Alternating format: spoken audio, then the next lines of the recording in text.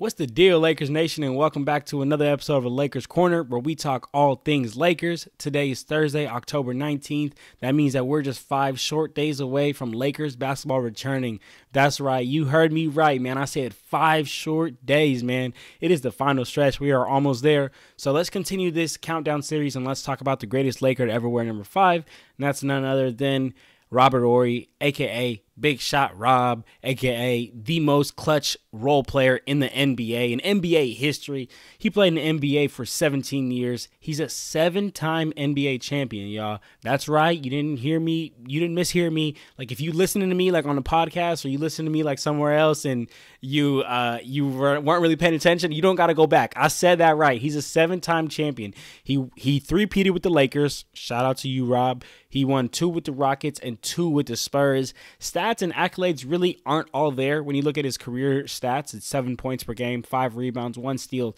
But in my opinion, what Rob's greatest attribute is and what makes Rob so great is that he could play with other great players. It didn't take away from his game, or it didn't take away from others' games, right? Like, Rob was always a pro, whether Rob was starting games or coming off the bench. Like, there was a season when Rob started in 71 games, and then the following season started in 0. But that didn't mess with him, didn't mess with his mindset. He was still ready whenever his number was called on, and he was the ultimate pro at all times. And players like that, man, you just have to love players who are just always ready to go whenever their numbers are called on.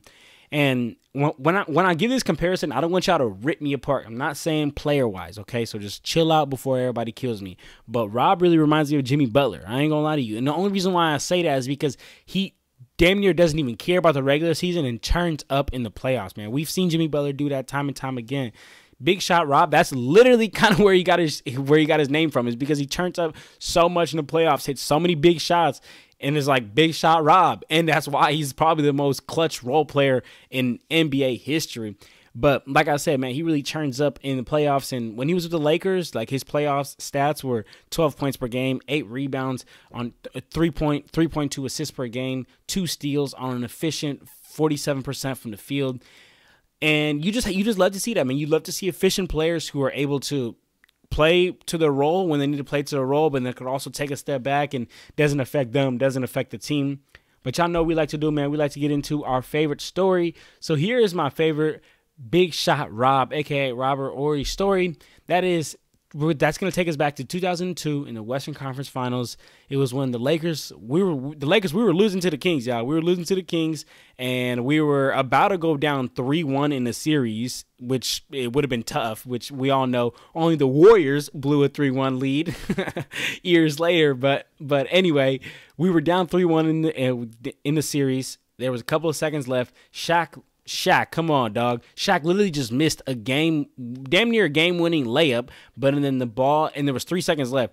The ball ends up getting tapped out, like it was just a scramble. Everyone trying to get the rebound, ends up getting batted and tapped out straight to Robert Horry, who was right there at the 3-point line, literally straight away. Went right up with it, cash. Put the Lakers up by 1, and the Lakers took a 100-99 lead in that game. They ended up winning that game and then tied the series and then went on and freaking three-peated that year. So if it wasn't for Rob's big-ass shot, that's why he's called Big Shot Rob, shoot, I don't know if the Lakers would have three-peated. I don't know if he would have had 7 rings. I don't know if a lot of these things would have happened, man. But he damn near saved the Lakers that season, helped his career tremendously. And, man, I wasn't alive I was alive, but I think I was like 3 years old, so I wasn't like intently watching.